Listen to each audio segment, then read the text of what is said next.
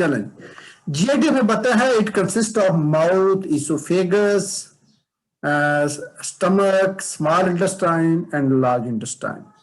Normally हमारे पास जो हम बात करते हैं जीआईटी के, तो ये हमारे पास फूड को इनटेक के लिए जीआईटी का बॉडी में यूज है कि हमारे पास जो चर्निंग एक्शन है that will consist that is completed with the help of teeth and gums. लेकिन जैसे ही हमारे पास ये एक काइम की फॉर्म में जाता है toward the oesophagus, stomach and then toward small intestine and large intestine. हमारा यह पर्पस क्या है जीआईटी को स्टडी करने का कि हम देखेंगे डिफरेंट जो हमारे पास डिजीजेस डेवलप हो रही हैं ड्यू टू द जीआईटी वो कौन कौन सी हो सकती है। जीआईटी में जो मेजर डिजीज काज होती हैं वो पेप्टिक अल्सर है, और उसके अलावा कीमोथेरेपी इंड्यूस एमएससीज हो सकती है, डायरिया है, कॉन्स्टिपेशन है, और उसके अलावा गार्ड है, गैस्ट्रोइसोफेजियल रिफ्लक्स डिजीज है। हमारे पास जो स्टमक है उसमें एक लाइनिंग होती है इनर साइड के ऊपर, और वो जो लाइनिंग है वो प्रोटेक्ट करती है by the action of the gastric acid. Stomach में जो गैस्ट्रिक एसिड है उसको क्या करती है, गैस्ट्रिक एसिड को प्रोटेक्ट करती है गैस्ट्रिक एसिड के एक्शन से कि वो स्टमक की वॉल्स को डिस्ट्रॉय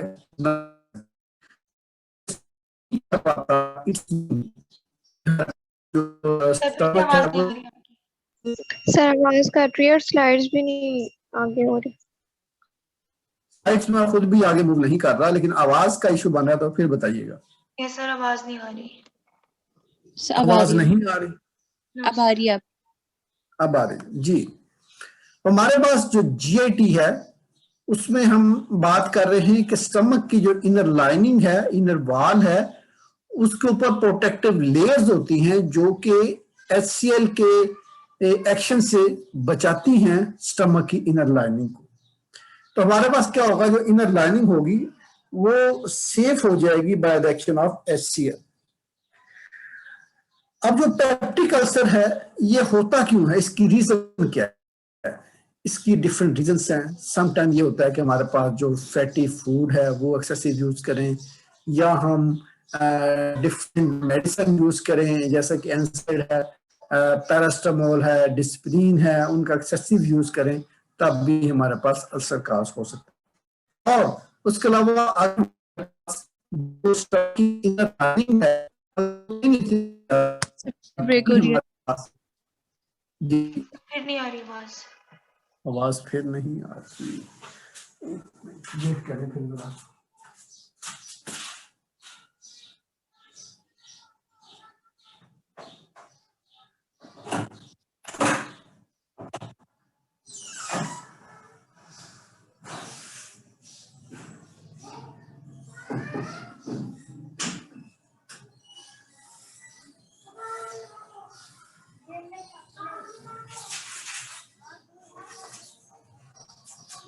जी अब आवाज आ रही है? Yes yes sir. सर। जी बच्चों आवाज आ रही है? सर आ रही है। सर आ रही है। अच्छा जी, हम बात कर रहे थे कि अगर हमारे पास जो स्टमक की इनर लाइनिंग है अगर वो थिन हो, इतनी थिक ना हो, तब भी जो गैस्ट्रिक एसिड है उसको डिस्ट्रक्शन काज कर सकता है। हमारे पास जो हमारे पास गैस्ट्रिक अल्सर है इसको ठीक करने के लिए डिफरेंट स्ट्रेटजीज मौजूद हैं, और वो डिफरेंट स्ट्रेटजीज क्या है हमारे पास कि हम क्या करते हैं कि स्टमक जो है उसको एक तो हम डिफरेंट कॉम्बिनेशन देते हैं, जो कि उसके अलावा एक बैक्टीरिया है H pylori, Helicobacter pylori, that is a gram negative bacteria. ये समटाइम कोलोनाइज कर लेता है इनसाइड द स्टमक वॉल, और उसकी वजह से भी हमारे पास अल्सर काज हो सकता है। तो हमारी ये स्ट्रेटेजी होगी, एक तो हम उस एच पाइलोरी को वहां से रिमूव करें, सेकेंडली ऐसी ड्रग्स दें जो स्टमक की एसिडिटी को कम करें, और उसके अलावा हम डिफरेंट प्रोटेक्टिव एजेंट्स यूज करेंगे जो कि उसके ऊपर एक लेयर बना देंगे जहां हमारे पास अल्सर मौजूद है इनसाइड द स्टमक। ठीक है जी, यहाँ तक कोई क्लैरिटी है, कोई कंफ्यूजन, कोई समझ में आई ना हो बात? सर समझ आ गई। जी सर आ गई। हमारा ऑब्जेक्टिव क्या है? एक तो हम जीआईटी रिलेटेड डिजीज को स्टडी करेंगे, प्रोग्रेशन ऑफ डिजीज को स्टडी करेंगे, और ट्रीटमेंट और ड्रग एक्शन देखेंगे।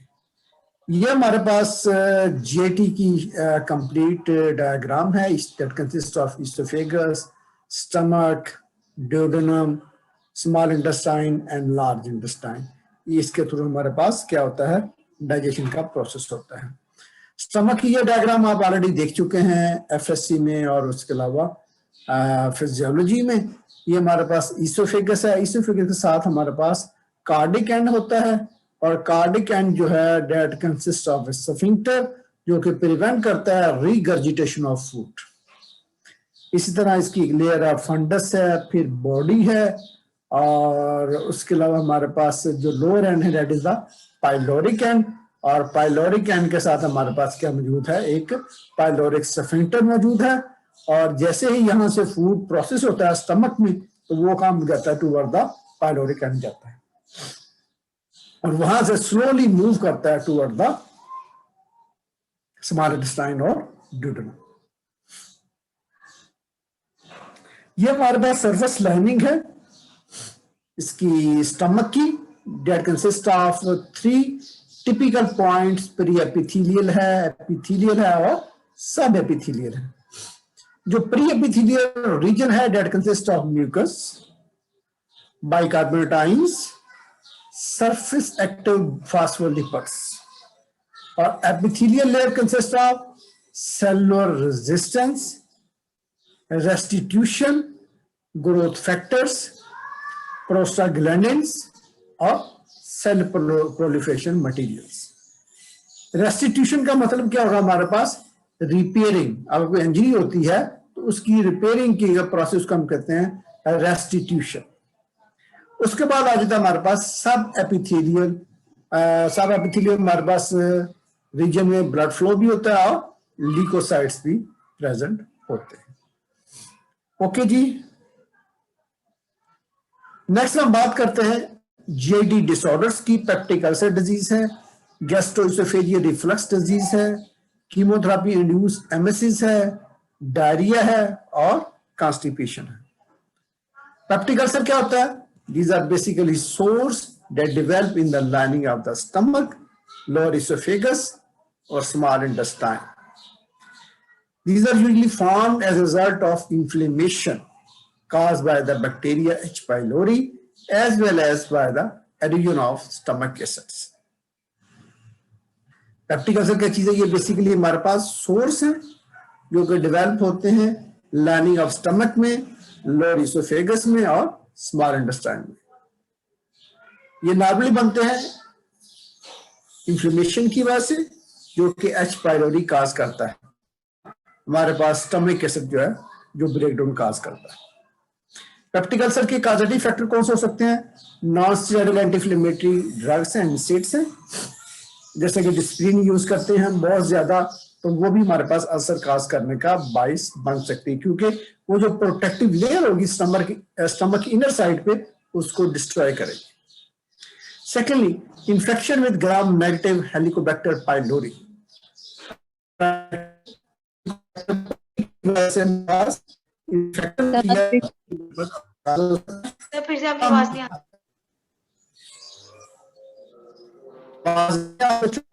सर सारी आवाज कट रही है।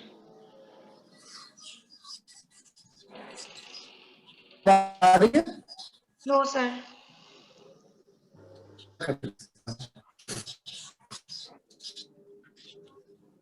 जी, आवाज आ रही है? सर अभी सभी भी भी कट रही है। फिर हम किसी टाइम पे अरेंज करना लेक्चर को। सर कटने लग जाती है बहुत ज्यादा। यस सर, आप किसी और टाइम पे बेशक अरेंज कर लें। आप बता दें टाइम किस टाइम करेंगे? सर मेरी तो इसके बाद कोई क्लास नहीं है, जब मर्जी कर लें। यस सर, कोई क्लास नहीं है इसके बाद, आप जब मर्जी क्लास रख लें। यस सर, जब मर्जी ले लें। नहीं सर, इफ्तार तक सर मैं फ्री नहीं होंगी।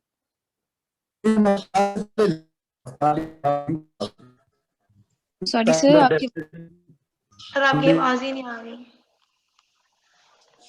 जी आप मैं सुनता हूँ, आप बताएं मुझे। सर जुमा के बाद रख लें, जुमे की नमाज के बाद रख लें। की नमाज के बाद सर लेकिन मैं फ्री नहीं होंगी, मुझे इंटर्नशिप पे जाना होता है।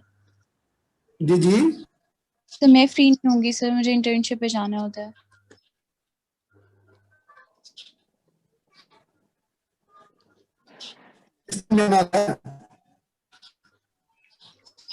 आपकी आवाज नहीं आ रही।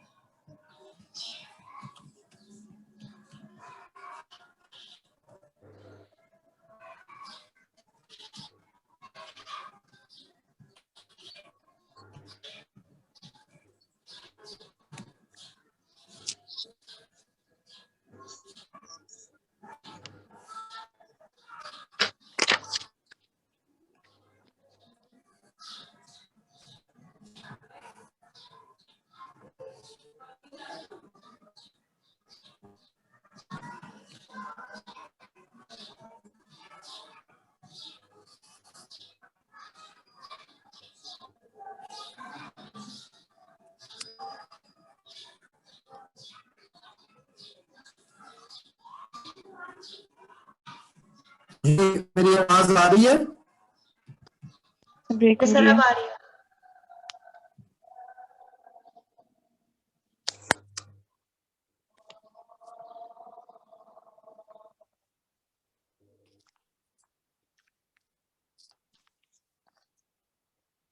सर ने मीटिंग लीव कर दी है।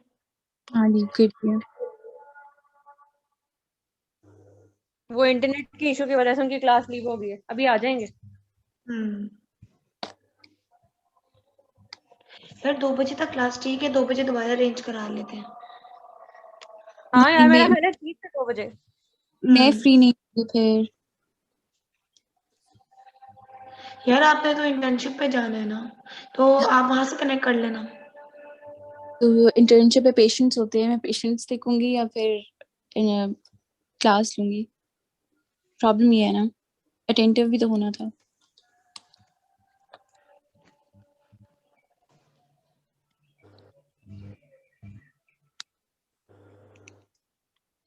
मैंने पहले अपनी टाइमिंग चेंज कराई है सर की क्लास की वजह से, ताकि अकॉर्डिंगली मैं जा सकूं।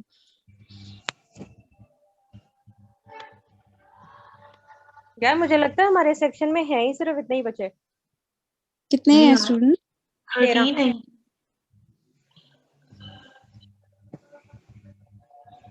हो सकता है। क्योंकि मैम अब्दुल्ला के 2 सेक्शंस नए बने हैं ना, तो काफी बच्चों ने एड ड्रॉप में उनके सेक्शंस में अपने आप को ऐड करवाया।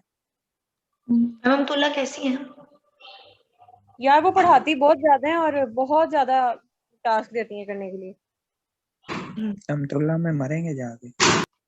मैंने एनाटमी पढ़ी थी उनसे। हम्म। ट्रिक है वो भी काफी।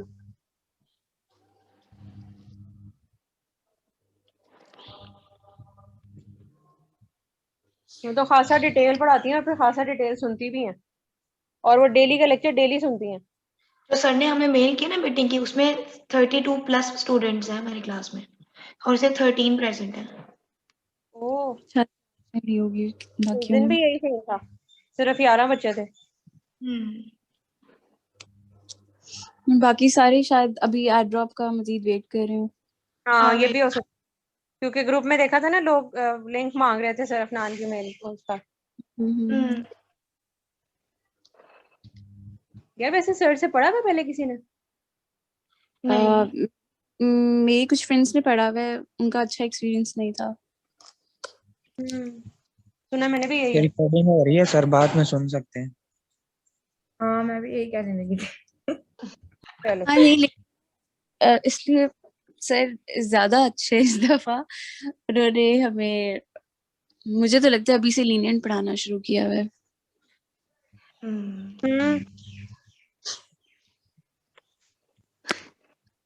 सर की अभी तक मेल भी नहीं आई कि मेल आ जाए तो पता चल जाए क्लास लीव कर दे या क्या करें। वो शायद कनेक्ट करने में लगे होंगे, कर लेंगे तो आ जाएंगे। हाँ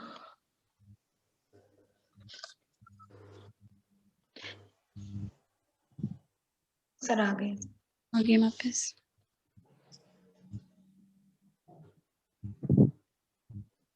जी बच्चों, आवाज आ रही है मेरी? जी Yes, सर sir. अब आ रही। यस सर आ रही। चलो जी, शुक्र आ रही है।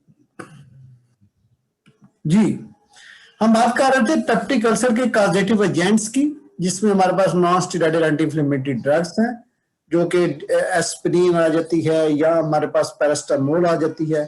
तो ये जो ड्रग्स हैं हमारे पास, ये हमारे पास अल्सर काज करने का बायस बन सकती हैं, क्योंकि ये जो प्रोटेक्टिव लेयर है उसको डिस्ट्रॉय कर देती हैं, जिसकी वजह से जो गैस्ट्रिक एसिड है that can attack on the stomach inner lining. Secondly, infection with gram negative Helicobacter pylori, ये भी हमारे पास वहां कोलोनाइज करता है और जो इसके टॉक्सिन्स हैं उसको डिस्ट्रॉय कर देते हैं स्टमक की वाल को। उसके अलावा अगर HCl की सिक्रीशन बढ़ती है तब भी हमारे पास गैस्ट्रिक अल्सर काज हो सकता है। और उसके अलावा हमारे पास inadequate mucosal defence against gastric acid, हमारे पास जो वाल है इनर स्टमक की, उसके अंदर जो लेयर है अगर वो थिक की या थिन हो तब भी हमारे पास गैस्ट्रिक एसिड जो है वो उसको डिस्ट्रॉय कर सकता है। Okay sir.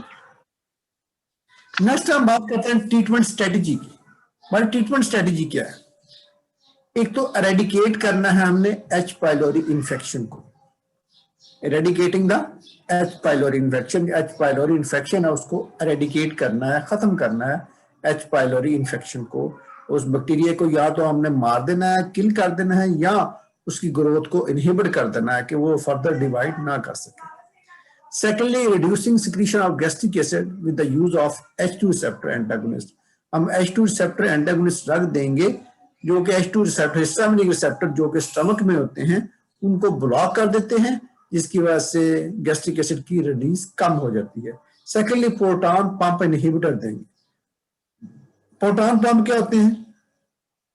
ये बेसिकली गैस्ट्रिक पैराइटल सेल्स के साथ अटैच होते हैं और ये HCl जो है उसको मूव करते हैं आउटसाइड द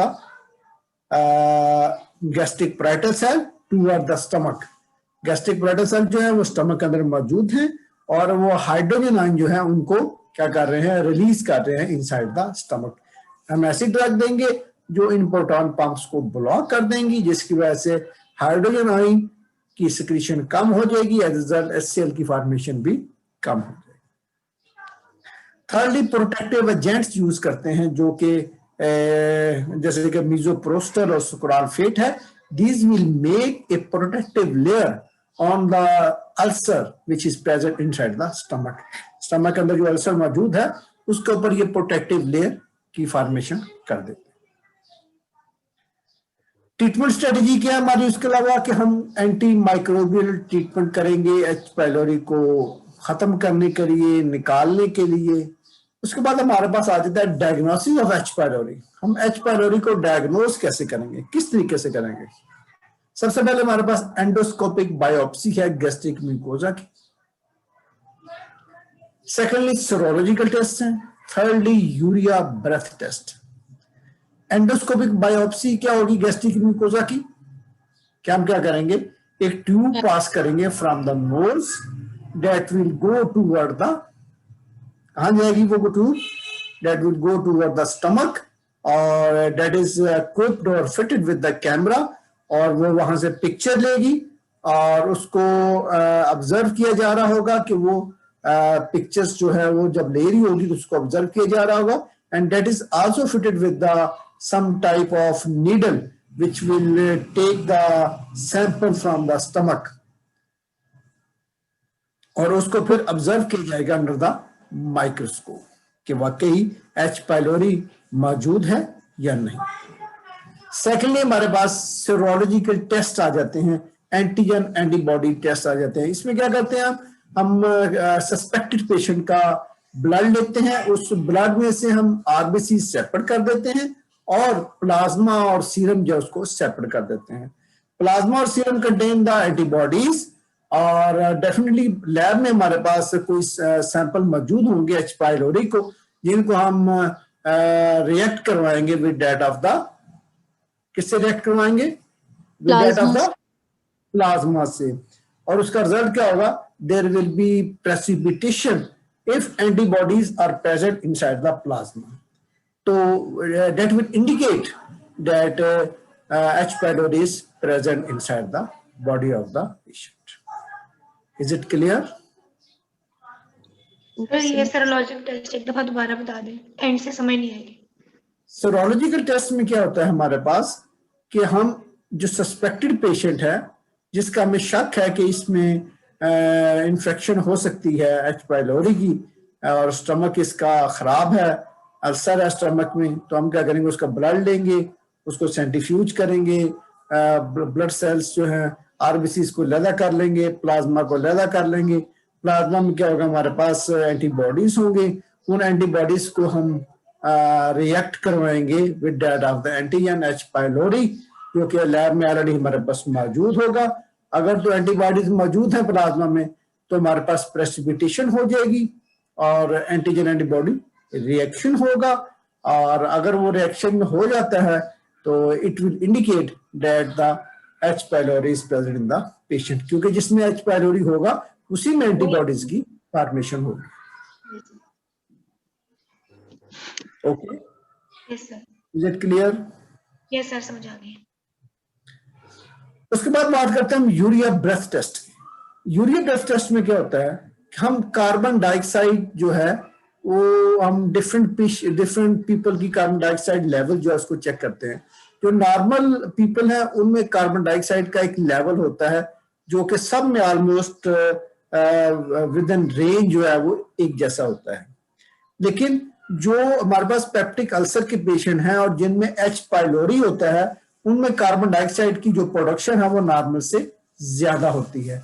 तो हमारे पास एक मीटर होता है जो कि कार्बन डाइऑक्साइड को मेजर करता है। पेशेंट उसमें एक्सहेल करता है, और एक्सहेल करने से अगर कार्बन डाइऑक्साइड की अमाउंट नॉर्मल पीपल से ज्यादा आ रही है तो इट्स मीन कि जो पेशेंट है इसमें एच पाइलोरी इन्फेक्शन मौजूद है।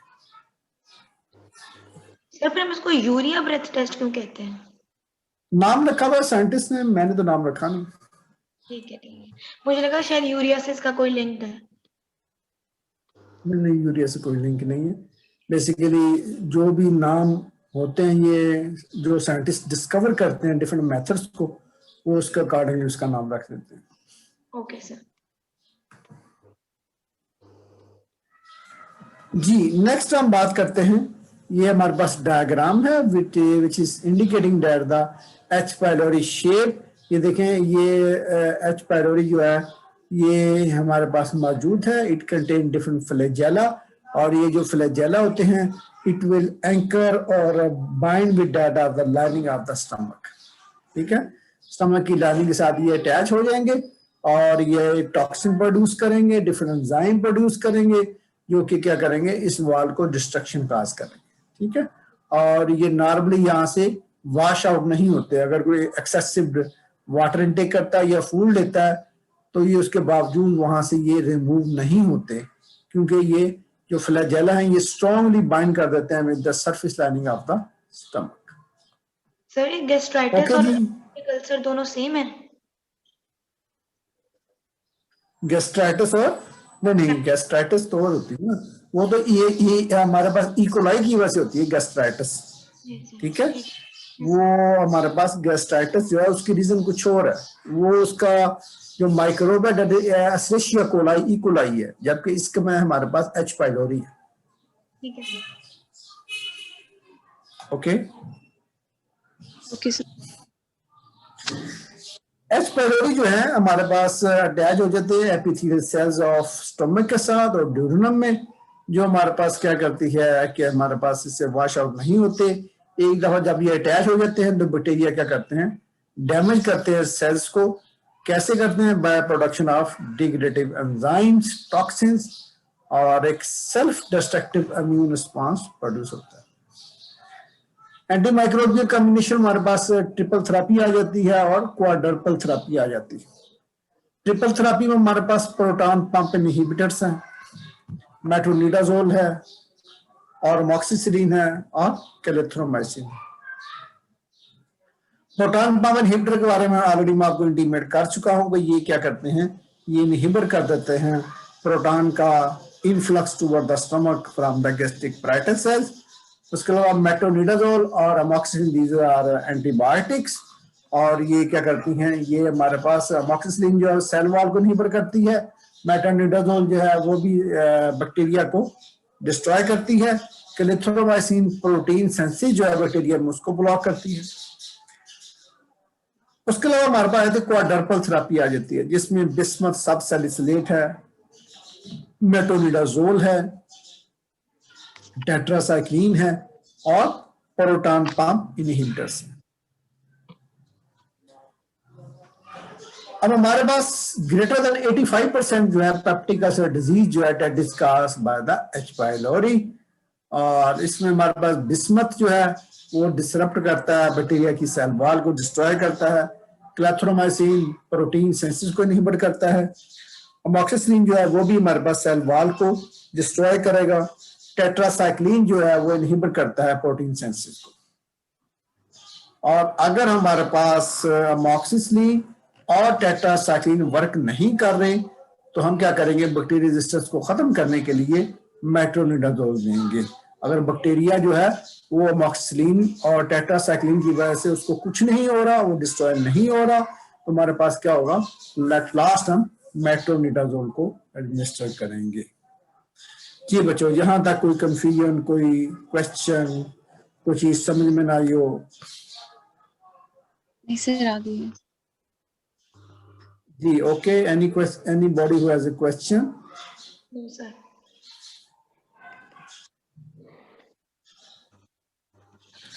ओके जी, नेक्स्ट मूव करते हैं हम। नेक्स्ट डिजीज हमारे पास गैस्ट्रोएसोफेजियल रिफ्लक्स डिजीज, जिसको हम GERD का नाम देते हैं।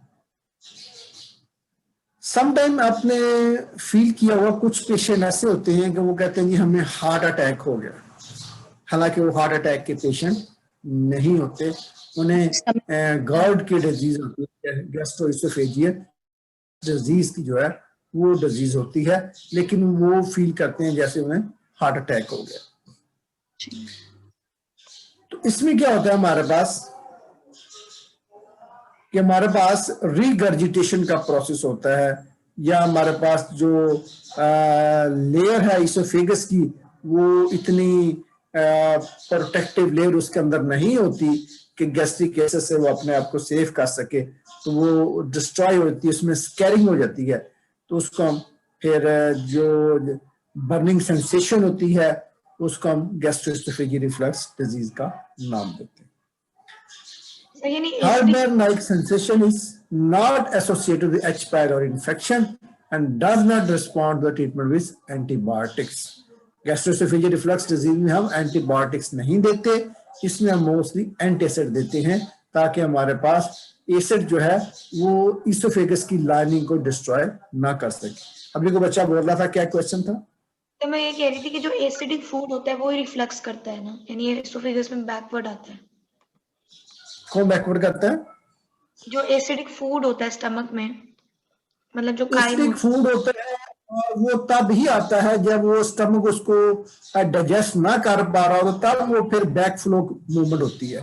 जैसे कि हम फैटी फूड लेते हैं या फास्ट फूड यूज करते हैं, अल्कोहल यूज करते हैं, तो तब ये हमारे पास GERD की डिजीज डेवलप हो सकती है। स्मोकर्स में हो सकती है ये डिजीज? जी, स्मोकर्स में भी हो सकती है, और उसके अलावा अल्कोहलिक्स में भी हो सकती है, जो फास्ट फूड ज्यादा लेते हैं उनमें भी हो सकती है। डायबिटिक पेशेंट्स को भी तो काफी होता है। किसमें? डायबिटिक में?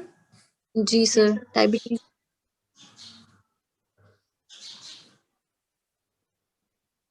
डायबिटिक में तो चांसेस कम है। ड्यूरिंग प्रेगनेंसी जो है वो GERD के चांसेस हो सकते हैं, रिगर्जिटेशन के चांसेस हो सकते हैं, क्योंकि वो जो एसिड है वो बैक फ्लो करता है, स्टमक जो है दैट इज कंप्रेस्ड, और जिसकी वजह से वो रिगर्जिटेशन का प्रोसेस फील होता है, उससे भी हमारे पास GERD की डिजीज डेवलप हो सकती है। Okay sir. अच्छा जी, इसमें क्या होगा, back flow of stomach acid into the oesophagus हो सकता है। इसोफेगस जो है उसमें हमारे पास इतनी अच्छी लेयर नहीं होती है साइड पे कि वो प्रोटेक्ट कर सके, उसकी वजह से स्कैरिंग हो सकती है, वाउंड डिवेलप हो सकता है, इसमें सिम्टम आ जाती है हार्ट बर्न की, और इसमें बर्निंग सेंसेशन होती है, डिफिकल्टी होती है स्वेलिंग में, चेस्ट पेन हो सकती है, रिफ्लेक्स हो सकता है थ्रोट में, और जिसकी वजह से हमारे पास सोर थ्रोट भी हो सकता है। ये आप डायग्राम देख सकते हैं जो कि ऐसी हमारे पास एसोफेगस है जिसमें हमारे पास क्या हुआ हुआ, इसमें स्टमक ने इसको डिस्ट्रक्शन काज की हुई है। स्टमक का जो गैस्ट्रिक एसिड है उसका बैक फ्लो की वजह से हमारे पास यहाँ इन्फ्लेमेशन भी हुई है, और इन्फ्लेमेशन के अलावा हमारे पास क्या हुआ हुआ है यहाँ कि हमारे पास यहाँ डिफरेंट बर्निंग हुई है, और जो सेल्स हैं वो डैमेज हुए हुए हैं इस एरिया में। ठीक है, ये डायग्राम जो है वो एंडोस्कोपिक जो है वो डायग्राम है, और एंडोस्कोप की वजह से इसको हमने इसको कैसे कहते हैं वेरीफाई किया। इसकी रीजन क्या हो सकती है, फैटी फूड है, अल्कोहल है, कैफीन है, स्मोकिंग है, ओबेसिटी है, और प्रेगनेंसी जो है वो इसकी कॉजेटिव एजेंट्स में आ जाती है। Regulation of gastric acid secretion वो हम कैसे करते हैं, गैस्ट्रिक एसिड सिक्रीशन जो है that is by the parietal cells of the gastric mucosa, और ये नॉर्मली इनकी स्टिमुलेशन होती है एसिटाइलकोलिन से, हिस्टामिन से और गैस्ट्रिन से। एसिटाइलकोलिन आपको पता है कि हमारे पास न्यूरोट्रांसमीटर है, किसका न्यूरोट्रांसमीटर है, एसिटाइलकोलिन को बताएगा,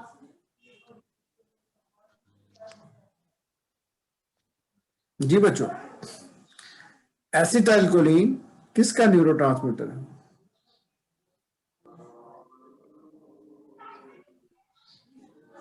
बस हो गई अब लोगों की, ये तो पढ़ के आए बच्चे, फार्मा वन आपने नहीं पढ़ी हुई,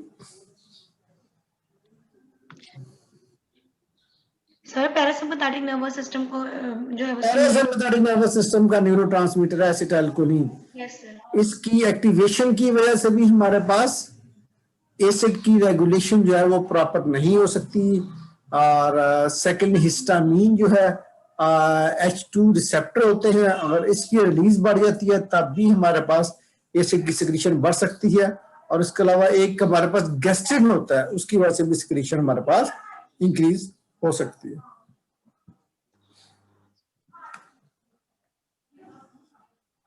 नेक्स्ट हम बात करते हैं, ये एक डायग्राम है गैस्ट्रिक पैराइटल सेल्स की, जिसमें हम देख सकते हैं कि हमारे पास क्या मौजूद है। मेरा ख्याल टाइम इज अप, और हमें इसको एक्सप्लेन करने के लिए अबाउट 10 मिनट्स चाहिए।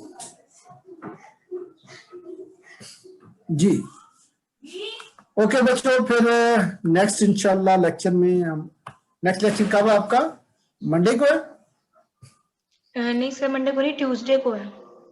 ट्यूसडे, चलिए इंशाल्लाह ट्यूसडे को हम दोबारा इस कंसिडर करेंगे इसको। नेक्स्ट जो हमारे पास जीएडी का लेक्चर है उसको, any question regarding today? No sir. जी बच्चों, कोई क्वेश्चन किसी के माइंड में है तो मोस्ट वेलकम।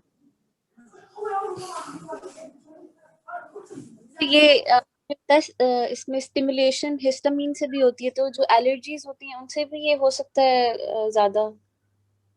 क्या मतलब, मुझे बात समझ में नहीं है आपकी।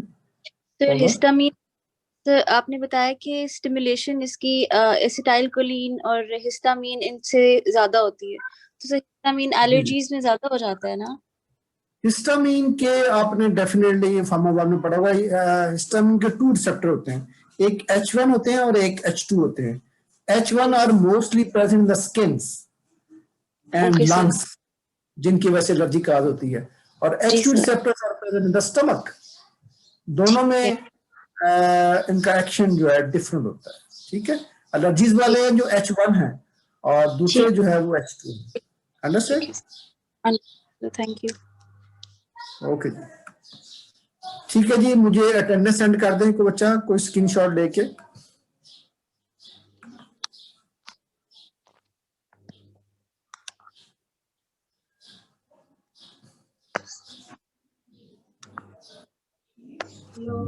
मेल करनी सर आपको? हाँ मुझे ईमेल कर दें। ओके सर, मैं कर। स्क्रीनशॉट ले लिया किसी ने? जी सर। किसने लिया? सर मैंने ले लिया, अगर किसी और ने ले लिया कोई और सेंड कर दे, ना मैं कर देती हूँ। एनीबॉडी जिसने स्क्रीनशॉट ले लिया है मुझे सेंड कर दे, ठीक है? ऊपर अपना सेक्शन मेंशन कीजिएगा काइंडली। जी ओके सर। सर। ओके बच्चों, अल्लाह हाफिज। अल्लाह हाफिज सर।